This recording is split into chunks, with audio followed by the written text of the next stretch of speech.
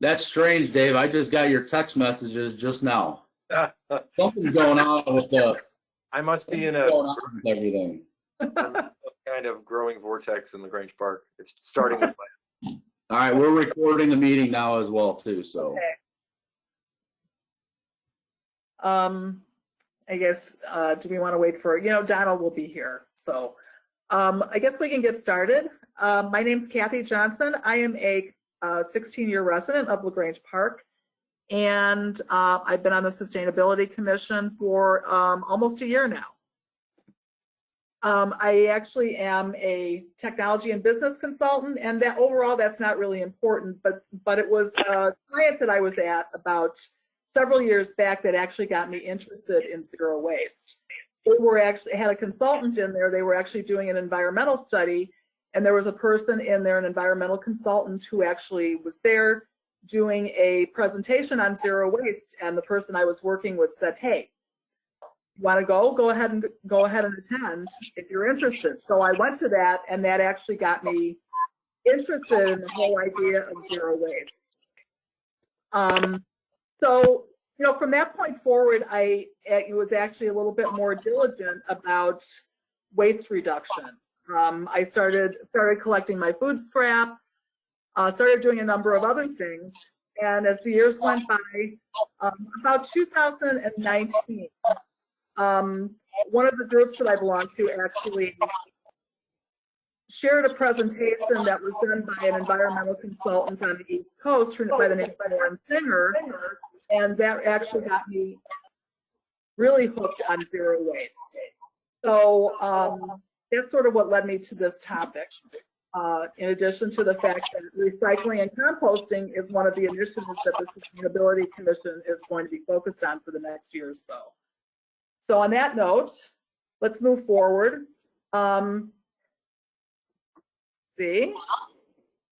So the first thing I wanted to do is share a video. This is about 3.5 minutes, and let's hope that actually it will run on here. And this was the video that I was referring to when I went through my introduction. Could I just ask everyone to mute their microphones, except for Kathy? Yeah, I just put that in the chat box, Dave.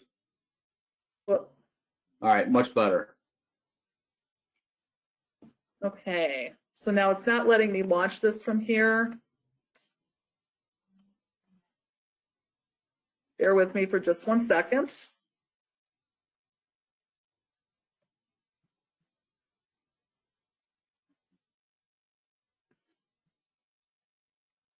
Well,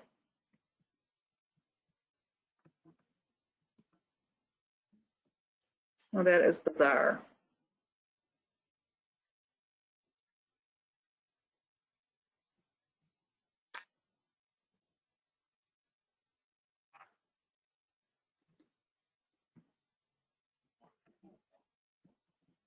Well, I guess we'll skip over that for the time being. And if I can actually figure out how to get this launched, we'll come back to that, okay? So let's move forward, go on to the next slide. And what I'm going to cover basically is talk about what is zero waste, what the benefits of zero waste are, steps to a zero waste lifestyle, which involves following the 3 R's, which are recycling, reuse, and reduce, and then a wrap up and a conclusion. So when you talk about zero waste, it's not really a formal industry term. It's really just a philosophy of waste cycling that supports the goal of zero waste. And that doesn't necessarily mean you're not going to generate any waste, but your focus is going to be ensuring that the waste that you actually do generate doesn't go to landfills, doesn't go to incinerators or the ocean. And when I say generate, minimize as much as you can, and then divert the waste to places that you do generate, to places that, again, don't go to landfills, don't go to incinerators, and don't go into the ocean. The other thing to remember, the focus of this presentation is going to be what we as consumers and members of the community can actually do to move to zero waste. But the philosophy behind zero waste also applies to businesses, including manufacturers, packagers and, you know, all array of different businesses. So the one thing to remember is, as a consumer, you have power in the choices that you make when you shop, and you can send a message to whoever the business is that you don't like, you want them to change their packaging by looking at alternatives to what they're selling. So let's go on. So let's talk a little bit about the benefits of zero waste. It generates less landfill. Greenhouse gas reduction is a big benefit. So those are general benefits of going to a zero waste lifestyle. But what are the benefits to you as somebody who wants to follow this lifestyle? It can actually save you money. It can actually save you time. It also promotes healthy eating. It can teach, if you've got kids, it can actually help teach them valuable lessons. And in some sense, it can bring back lost skills. And we'll actually target some of those areas as we're going through the rest of the presentation to sort of give you an idea on where it saves you money, in what areas it helps promote healthy eating, etc.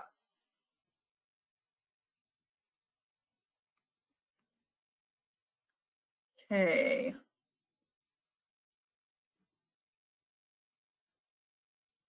Okay, so going zero waste, and this is where we're going to go through the 3 R's of sustainability, which are recycling, reuse, and reduction. So we're going to go through recycling and talk about that a little bit. So recycling is the action or process of converting waste into reusable material. So generally, I'm going to guess most of the people on this call actually do recycling. If you are a home resident, you have a recycling tote from our waste provider that allows you to recycle cardboard, cans, paper, plastic containers, although plastic is a whole other subject that we're not going to cover today, but a whole array of items can actually be put into that recycling bin.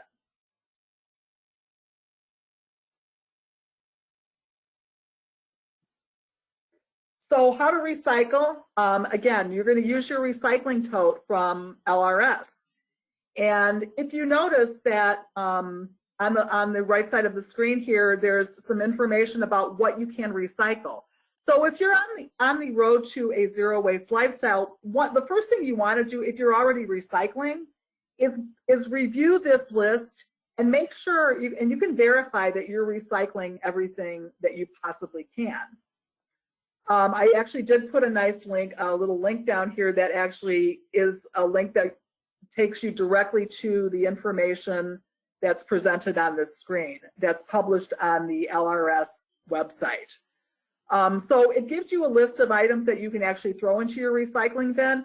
And then there are items on here that it indicates what it does not accept.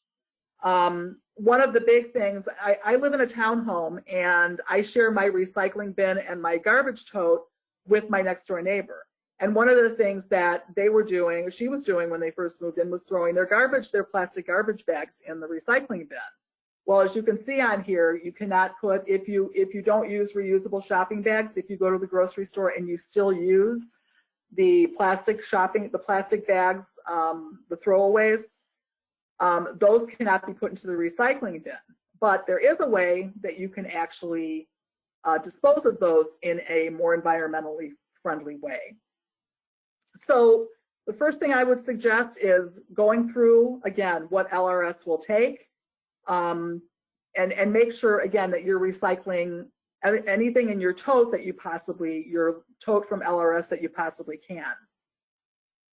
So you might ask yourself the question, let's say you got a package from Amazon, or you went and bought something at Best Buy or somewhere, and within that box, you have styrofoam.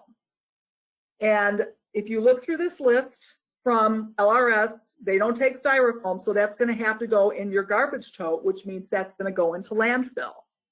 So you want to try and avoid or put garbage into your landfill tote, as little garbage in that as possible. So the goal is, if you're going to zero waste, is that landfill tote would be empty every week.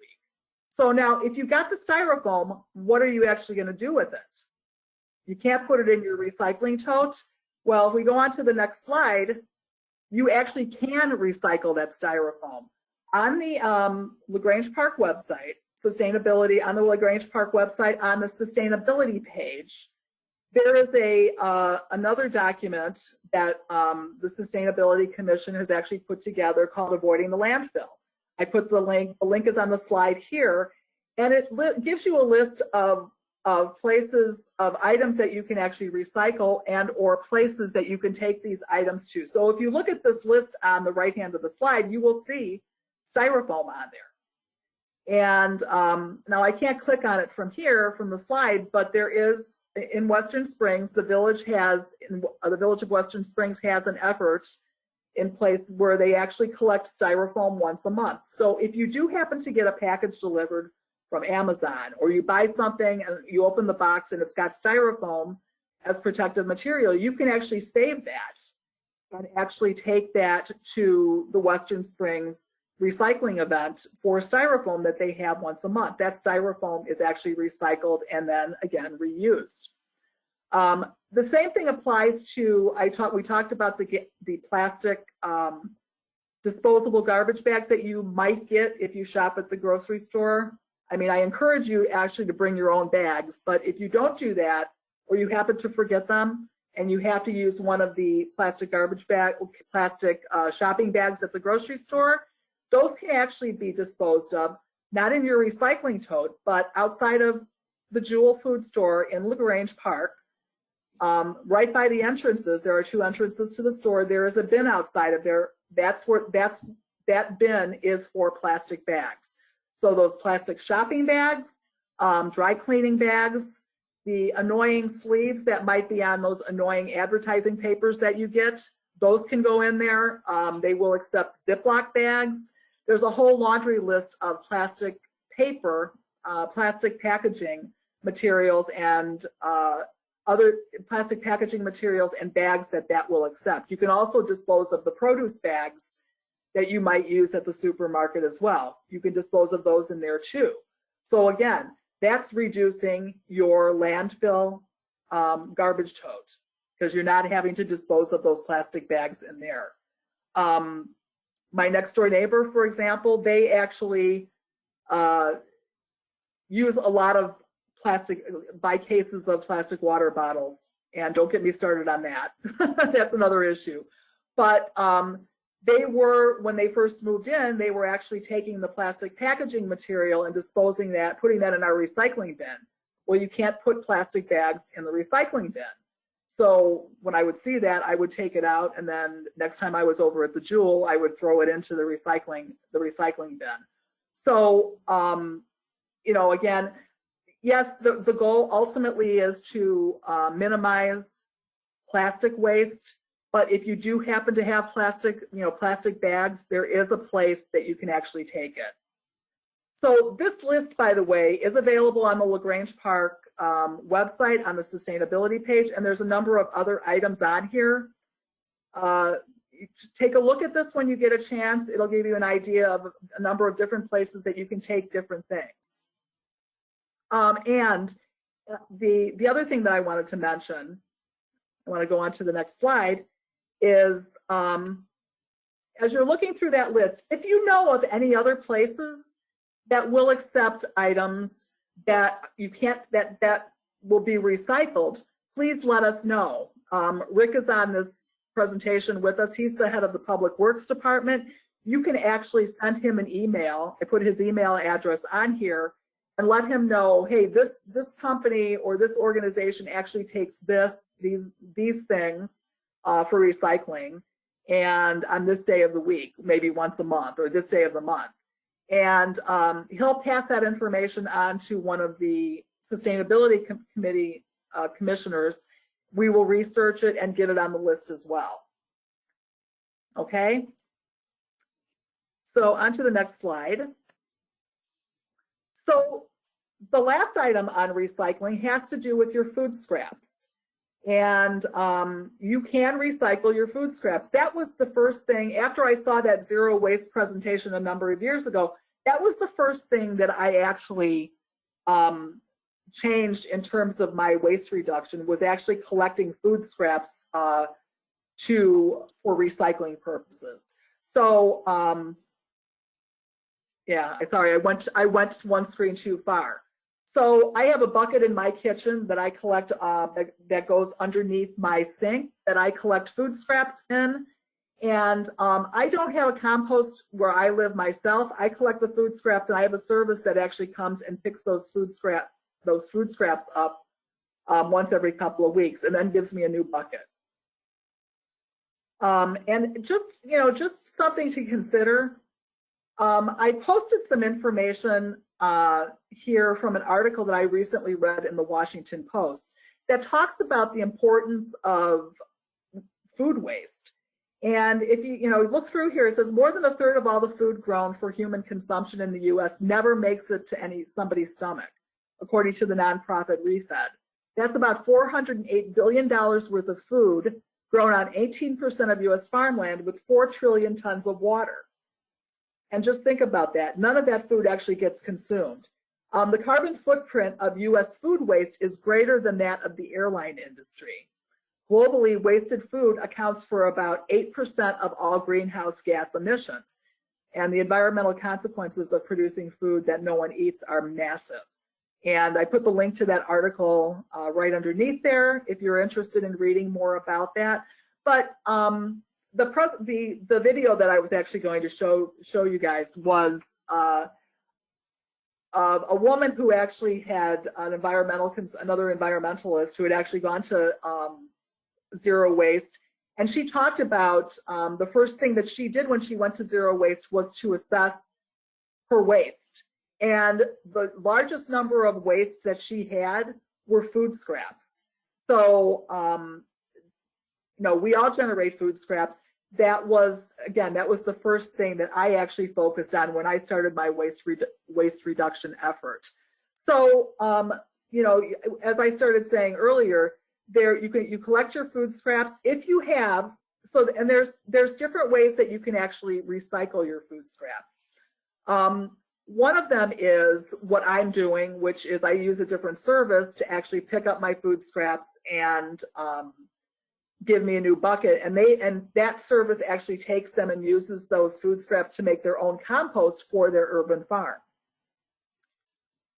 If you have an LRS, that's our waste provider, yard waste tote, where you're putting your grass clippings and your branches, etc., you can actually put your food scraps in with that.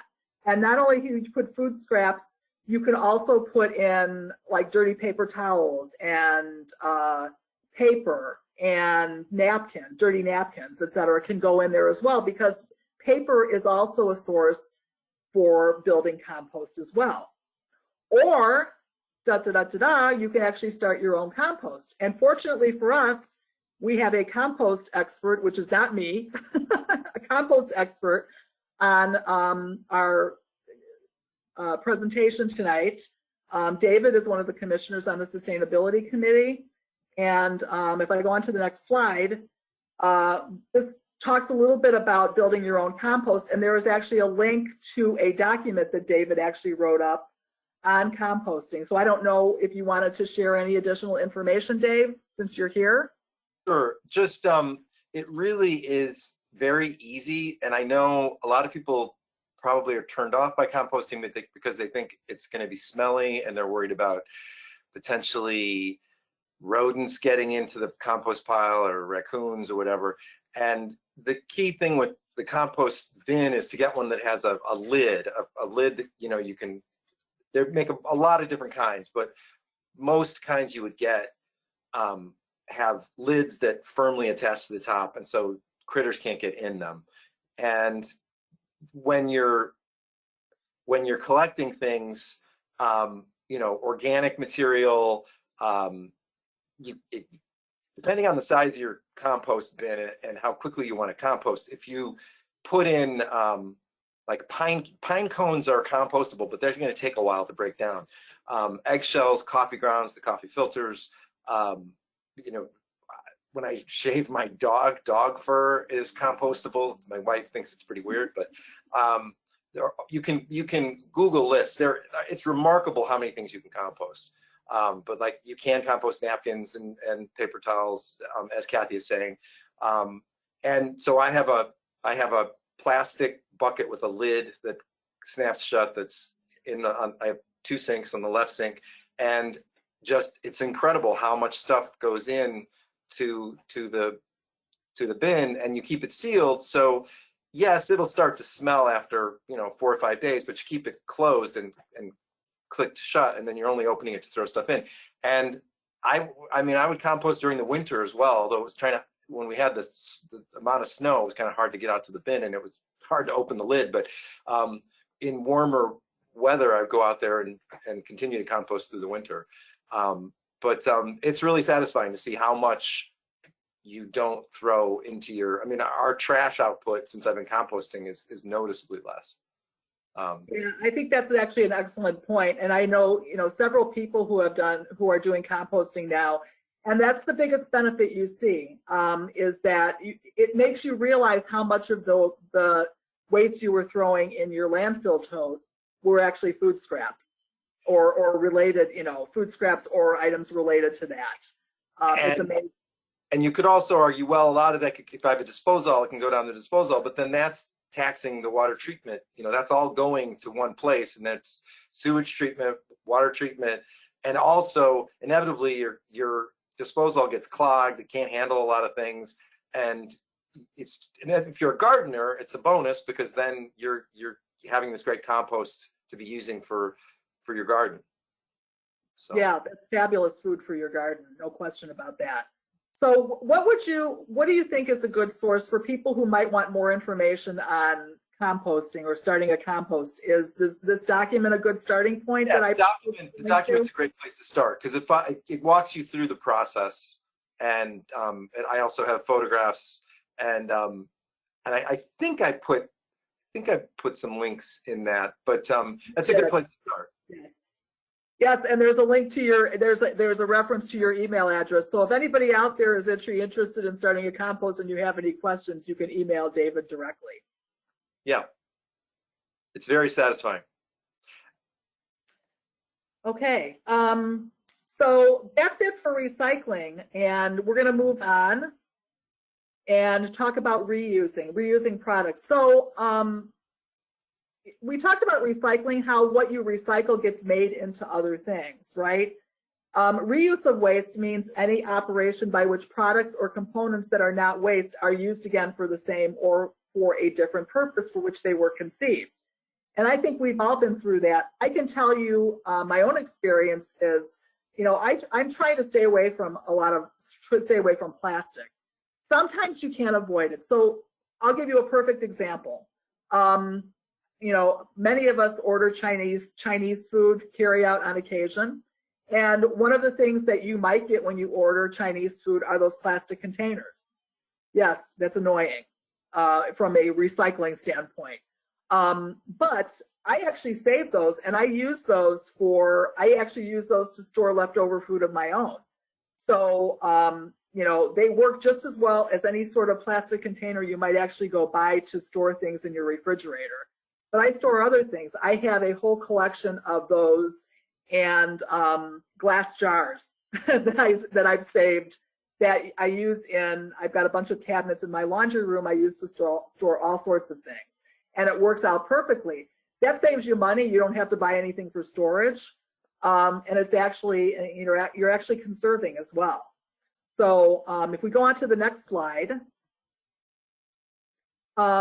Again, how can I reuse? So these are just some examples of things that, you might be able to reuse. Glass jars, containers, or cans, those are things you might be able to use to store for storage purposes. And again, it alleviates having to go out and buy additional items for storage purposes. You might have gallon jugs, gallon jugs or plastic soda bottles or takeout. I know one of the cleaning items that I have not found a environmentally friendly packaging replacement for is laundry detergent. And I buy Mrs. Meyer's laundry detergent. I've used it for years. Unfortunately, their packaging is a big, thick plastic bottle. But so I actually have reused those. I make my own shower spray. So I use the old Mrs. Meyer's laundry bottle to make up my mixture and put it in the laundry bottle. So you can reuse a lot of those things for other, for other things. You've got clothes, towels, and bedding. Old towels are great for cleanup. I don't use paper towels anymore. I've had a roll of paper towels, the same roll of paper towels underneath my sink for about 2 years. So, but I use, I actually have made my own wipes from leftover towels, and I do sew and from fabric scraps. But you can actually cut up old towels and use those for the same thing. I did that before. You can cut up towels, and then I use my sewing machine to zigzag around the edges. And you don't throw those out. Those just get thrown. If you use them, you throw them in the washing machine and wash them when you wash everything else. So, and old clothing you can cut up and use for rags. So there's a lot of different ways that you can reuse fabric materials. Toothbrushes are actually great. Old toothbrushes are actually great for cleaning. So especially a hard to reach spot, you can use an old toothbrush for that. I've read, although I've never seen this actually used, about old toothpaste tubes being used for cake decorating. I don't know if that's true, or I don't know how well that works, but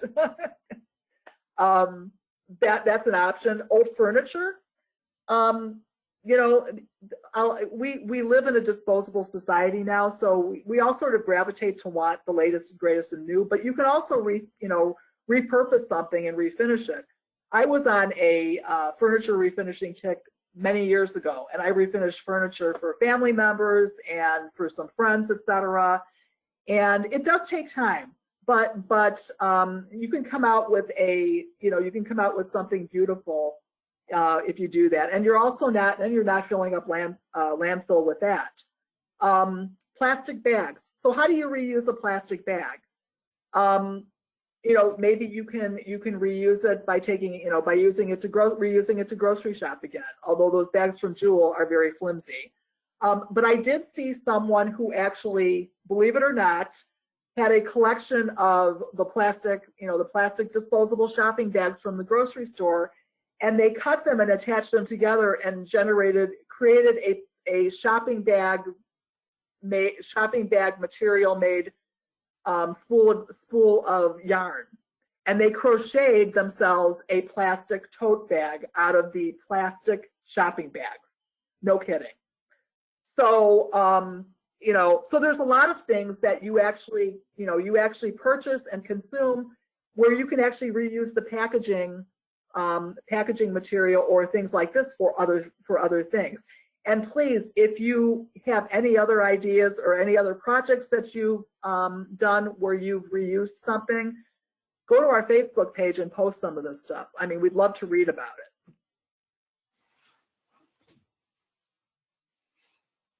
Okay, we're going to go on to the next slide. Okay, and then, so we talked about reuse. We're talking about repair now. So, listen, working in the tech industry, one of the problems that you have, one of the big challenges is e-waste. So what do I do with an old laptop that I don't have any use for anymore? Well, I have a collection of old laptops, probably about 8 of them that I have collected over the years because I haven't disposed of, because they all still work. Unfortunately, working in the industry, you have to generally have the latest and greatest, but you can actually upgrade computers. It's a little bit tricky, or you can have them upgraded, or if it doesn't have the horsepower you need anymore, give it to somebody, maybe a student, or give it to somebody who can actually use it, who may not need the level of power that you need going forward. Or see if you can actually enhance the computer, add additional memory to it, or whatever it might require to continue to make it functional. Instead of buying a new car, maybe you want to fix the car that you have. These are just some examples. Appliances. I have a perfect example of my own situation. A few years ago, my washing machine, which was not new, was actually leaking. And I'm thinking, oh Lord, am I going to have to get a new washing machine? That was sort of course, the last thing I wanted to do, because you figure it's not under warranty anymore. If I call the repair person, they're going to come and it's going to cost me this, and I'm just going to have to replace it anyway. Well, so I started doing a little bit of research, and I decided, well, I'm going to try and figure out where it's leaking. So I found a YouTube video. I took the cover off of the washing machine, which, believe it or not, is actually really easy to do. And I was able to locate the leak in the washing machine, and it was a hose attached to the pump. So fortunately, that was a part that I actually could replace. So I replaced it, leak is gone, and I still have the washing machine today. So, so there's a lot of things that you can actually, rather than just tossing something out, maybe if it's, maybe it's worth salvaging, if you can invest a little time and, time and effort into actually doing that.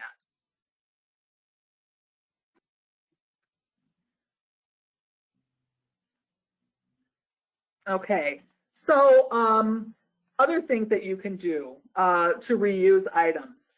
You can shop at secondhand stores. You can go to Goodwill, eBay. I know that I got a part for my old vacuum cleaner from somebody who was selling the parts on eBay because Eureka wasn't selling them anymore. ThreadUp sells clothes. You can go to Craigslist. There's lots of secondhand sources of goods. Market swaps. And everybody here, hopefully everybody here has heard of FreeCycle, which is a website where you can actually, it's basically a nationwide website where you can go to list things that you can actually swap. In our own community, we've got a Facebook page that somebody in our community started called the LaGrange Park Free Box. And it's for residents of LaGrange Park. And you can go there if you come across something, if you're doing cleaning, you come across something that you don't need anymore, still in good condition, and you think, well, maybe somebody else can use it. I don't necessarily want to sell it, but I'm willing to make it available to somebody else who might be able to use it. Well, you can list it on the LaGrange Park Free Box Facebook page, and if somebody's interested, I've gotten rid of several things that way. So, and it comes in really handy. And then as far as reuse, the other thing is to think about using more of the sharing economy. So rather than going out and buying a new book, whether it's electronic or a hardcover book, how about going to the library? You can get ebooks there as well. You can get movies that are on, movies that are available to watch online. You can get music, all sorts of things. There's also car sharing programs that are available, bicycle sharing programs. How about a community garden? There are lots of communities that have a garden where you actually share garden space. And the last one, which is probably going to be becoming more popular, is co-work space.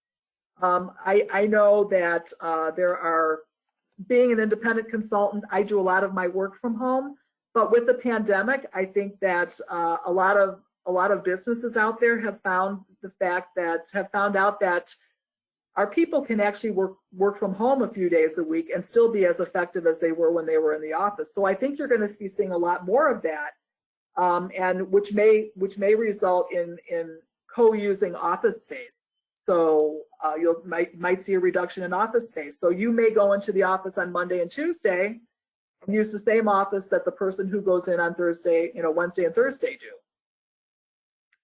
There's also, I think it's in LaGrange, there's also a co-working location where you can actually go, there's office space that you can actually use. If you're somebody like me who is independent and I have a home office, but you might need more resources, you can actually go to that facility and there are additional resources that are available if you are, an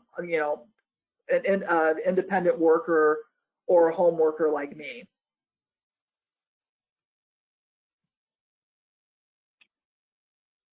Okay, so the last section on here has to do with reduction. And to reduce means to minimize the amount of waste that is generated. So we talked about recycling waste, right? We talked about reusability, and now the focus is on how do we minimize the waste that we actually have left after we do those things. And that's kind of where I am. I've gone through, the whole I'm on the zero waste lifestyle path, and it gets you to a point where you still have waste, but this little amount of waste that you do have, what do you do with? And sometimes it means having to change your buying patterns. My example has to do with food packaging. So what I was finding is after I did the food scraps and the recycling and all those things, the majority of the waste that I was generating was plastic packaging material from the grocery store. So things like saran wrap that gets you've got, if you buy prepackaged produce, a lot of the produce departments like at Trader Joe's have prepackaged produce that's packaged in like a saran wrap that can't get recycled. So I don't actually buy those anymore. I actually buy my produce all in bulk now. So so those are just things. So again, that was a waste reduction strategy. So now I alleviate any of that waste that I have within my landfill bin. So let's just go through. Here's a few ideas, and this is not all inclusive. So the first thing is only buy what you need. And the first thing is buy well-made items that have a longer lifespan. So as I said earlier, we live in a disposable society, and there are things that are produced with the knowing, right, if it's inexpensive, that it's going to peter out at some point. So sometimes it might be worth spending a little bit more money and extending the lifespan of the product that you're actually buying, so that that you'll have it for a while without having to throw it out in a couple of years. Second item is don't over purchase foods, especially fresh foods that have a short shelf life. Because as we talked about food scraps before, remember, if you don't recycle your food scraps, they actually go into the waste landfill bin, and that causes greenhouse gas emissions. Borrow items that you don't use that frequently. Rather than going out and buying something new, you might talk to your neighbor. Maybe they have something that you can actually borrow. Maybe they have the item that you need to use that you can actually borrow. I just borrowed a level. I don't know what happened to my level because I was hanging a picture from my next door neighbor. If you have kids, use hand-me-downs. And yeah, you can restyle clothing if needed, but you don't have to just hand down clothing. You can hand down other items, toys, furniture, cribs, high chairs, etc. You can reuse those things over time as well. And last thing is, can you repurpose another item for the same task you need the new item for? So, let's say I went out, I didn't have a level, and I was hanging a picture and I needed a way to figure out if the picture was straight. Was there something else I could have used in place of the level to actually do that?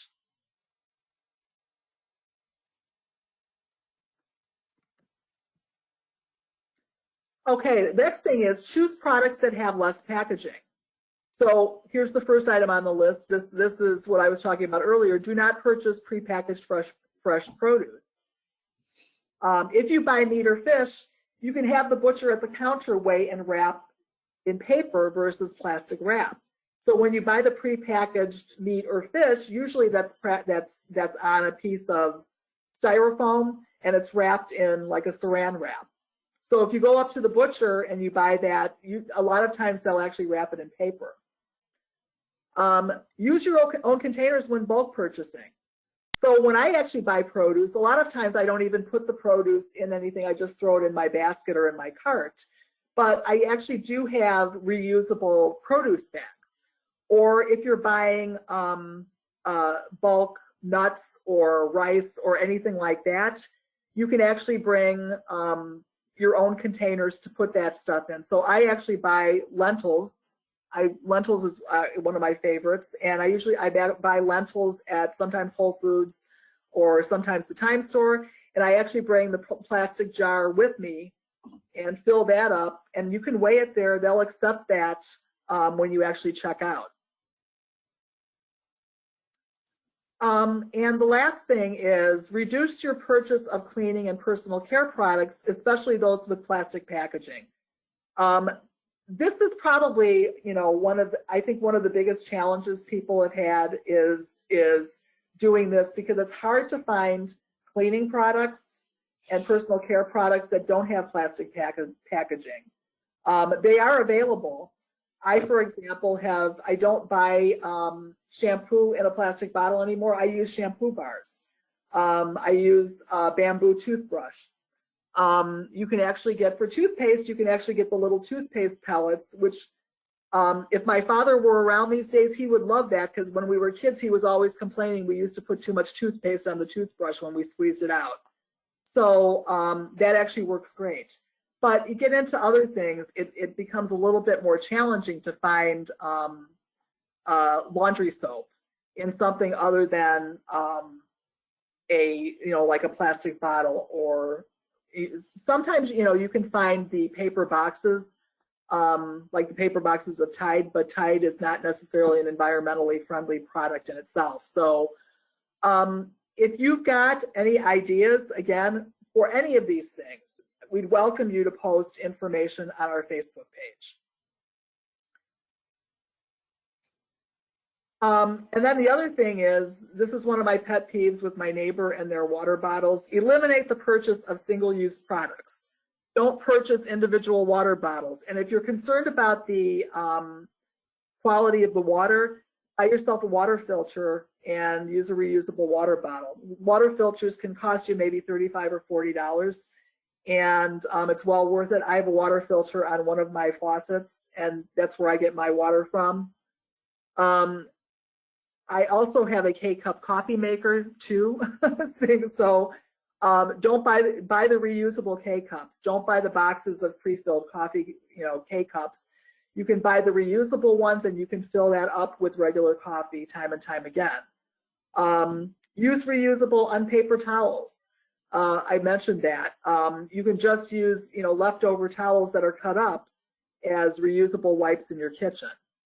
And there's a zillion other examples that you can probably come up with better than I can, of where you can actually eliminate single-use products.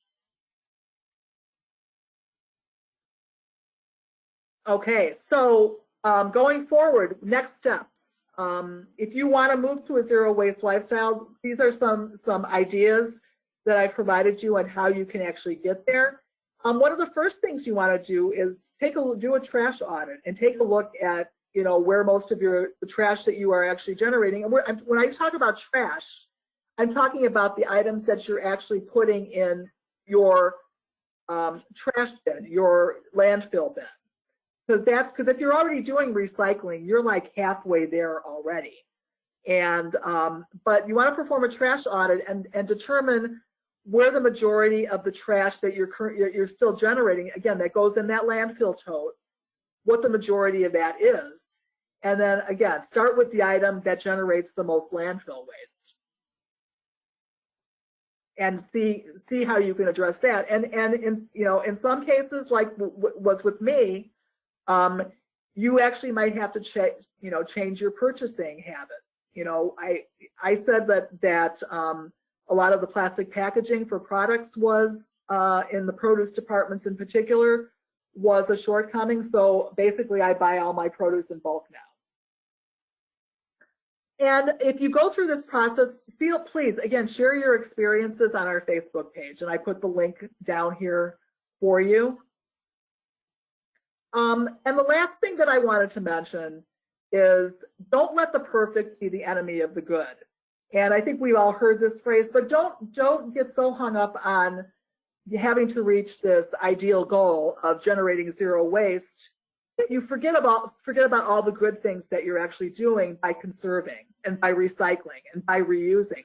Because every little bit that we can actually do makes a difference. I could be one person that lives a zero waste lifestyle, but if many of you out there were not recycling, we'd be in a dire situation. Not that things are not concerning right now, but we would be even in a more dire situation than we are now. So again, don't get hung up on not being able to do everything.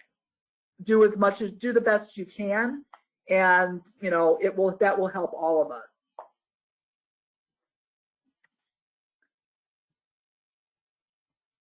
And that's it.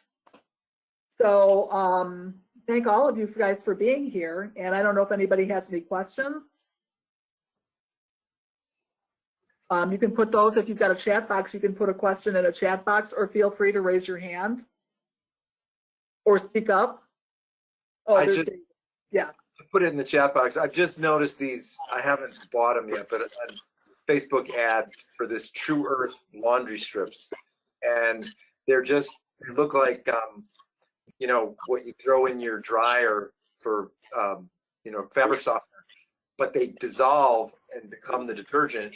And apparently, according to comments I was looking at, they're just as effective as, you know, putting in concentrated laundry detergent from a bottle, but they are more expensive per load. Yeah. They're definitely more expensive, but you never get another plastic bottle. It comes in a thin cardboard package, and there are all these strips. Okay. Well, that's good to know. That's good to know. I've used drops for a couple of years. They're the little laundry detergent pellets that also come in a cardboard recyclable box. They work pretty well. A little trouble with cold water dissolving all the way, but I've worked through that, so I haven't bought it. Okay. Well, Probably. those are great ideas. Yeah, thank you. That's been my biggest hang up, because I'm a big Mrs. Myers fan, and they make such a great product that's not toxic. You know, it's a great product, but they can't get away from their plastic bottles.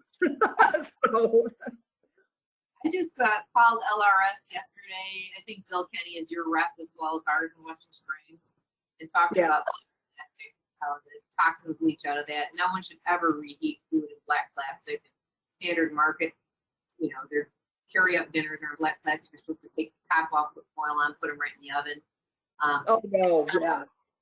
Companies cannot capture the black plastic, but LRS can. They're able to capture the black, so that was good. So it can be That's recycled. good to know. That's definitely good to know. Yeah, the white seated tie ones are fine to save and reuse, but don't use the black ones again. Yeah. And our styrofoam thing is becoming a nightmare, by the way. So we'll see. We're filling up 253-foot semis every month, and we can't sustain that. So we have to figure out how we're going to try to Well, get it. you should let us know when you actually, if you actually get to that point. That's disappointing to hear, but you know, maybe there's something we can do together. 27 different communities coming, and DART can't really handle more than that right now. Yeah, So yeah. really becoming kind of a problem. Well, I said maybe there's something we can do together. The communities can come together and do it, you know, do it jointly. What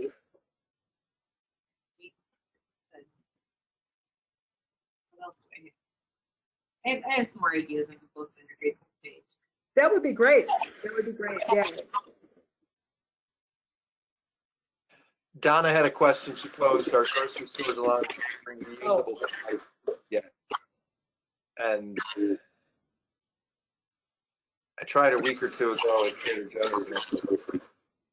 Well, you know, I was going to say the some stores are letting you bring your own bags in again. I know that I don't shop at Whole Foods that much. There's only certain items that do, but you can bring your own bags. You can bring it. Well, I don't know if all the stores are doing this, but you have to bag your groceries yourself, which is fine with me. That's not an issue. But I don't know, you know, during the pandemic, what I was doing is I wasn't taking the plastic bags. I was just having them put the groceries back in the basket and then rolling it out to my car and bagging them outside. Well, there you go. Yeah. You're hardcore. Well, you know, you do the best you can. I just don't like to have. I have a really big hang up about plastics. We could do a whole session on just plastics, right?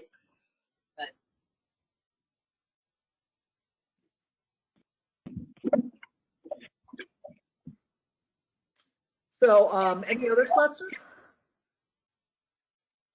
Oh, I know. I would love to start a village compost in Western Springs. I'm not getting any nibbles on that. I keep trying. Is Grange Where do you have space for it? Somewhere? Do you have space for a compost somewhere in Western Springs? in my yard, and I do that. Oh, okay. I don't know. That sounds like, Dave, that sounds like something you might be interested in. I'm not completely clear on what you're proposing. Like, Like an area in town where we could all bring if we could, encourage people to bring their food scraps. I just think we don't have anyone to man it. No one would turn it. No one would work on it. right, that's the challenge. Frankly, for any neighbors. So I don't think I'm going to succeed, but I keep talking about it. Well, so there are, yeah, I mean, in a different vein, I'm blanking on the name of the company. There's a company where you can, if you don't want to have a compost bin, they give you a container, you collect your compost, and they come by and pick it up. And you can compost a lot more with that company, I believe, than if you had your own compost bin. They take more stuff. Yeah, I think that's who I use. It's Urban Canopy. There you go, Urban Canopy. I mean, but they just actually started picking up within the last year or so. I used to actually drop the buckets off at their farmers. They used to have farmers markets across the area, and you could share buckets at their farmers markets. But they now drop off and deliver. So Urban Canopy, by the way, was actually looking for a suburban location for just what you're talking about. That was several months ago. And I kept thinking, oh, we have all that space in LaGrange Park by the railroad tracks, but I guess it's not really vacant. So.